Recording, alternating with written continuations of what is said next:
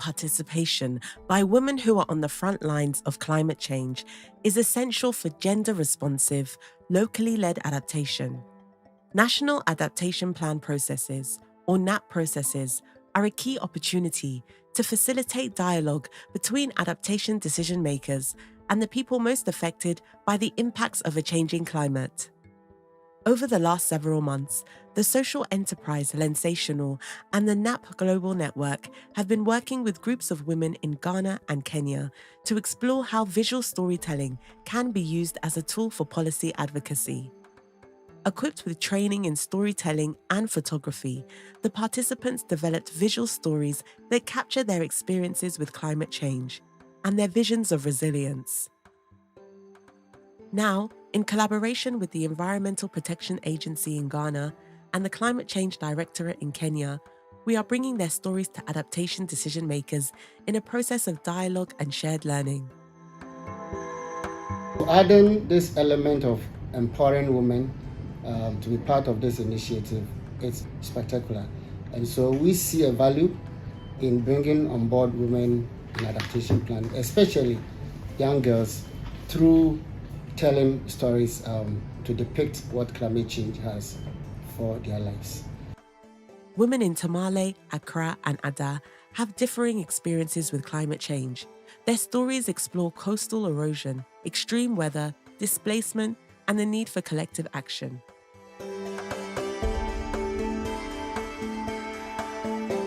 A story through a picture can actually say so much.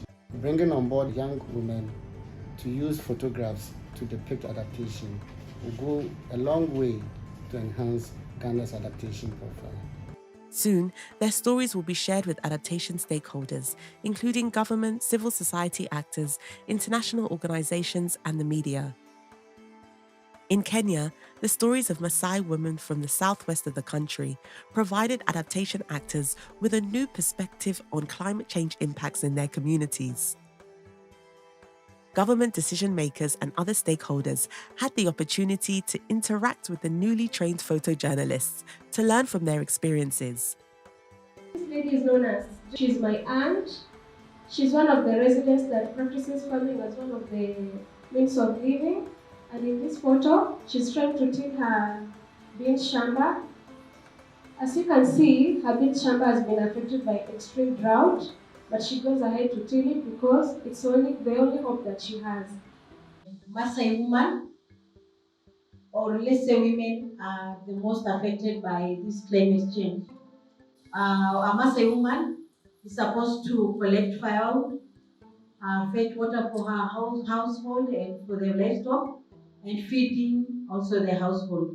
So I have to go and collect water and enough water.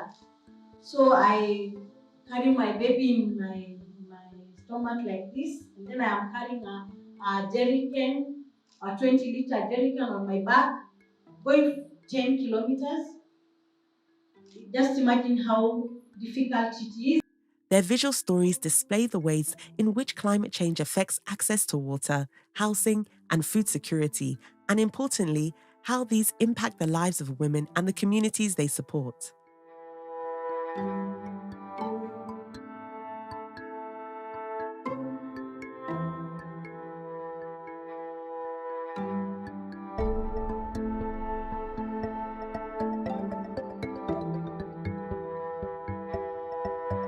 Why I sit as a policymaker, I'm seeing this direct link to what's happening on the grassroots, where the people on the grassroots actually capture the situation and share with the wider audience.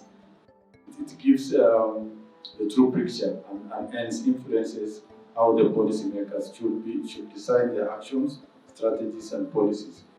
We do not know what is climate change. Experience, drought, house dies, lack of water, falling of trees, and many causes of drought. From the project, I am now aware what have been experienced for many years is climate change. I'm a meteorologist by profession, and there are so many other ways that we always tell people to adapt, how they can be able to adapt to climate change. maybe change of cropping, change of livelihoods. But today I've seen that the community itself can be able to manage their own way of adapting to climate change. Our policy on climate change should start from bottom up, going to the grassroots. This pilot initiative demonstrates the power of visual storytelling to bring different stakeholders together, building a shared understanding of climate change issues and priorities for adaptation. Incorporating this type of approach in national adaptation plan processes can facilitate meaningful participation by people whose voices are often excluded from decision making. This will help to ensure that adaptation action is gender responsive and locally led, increasing resilience for people of all genders and social groups.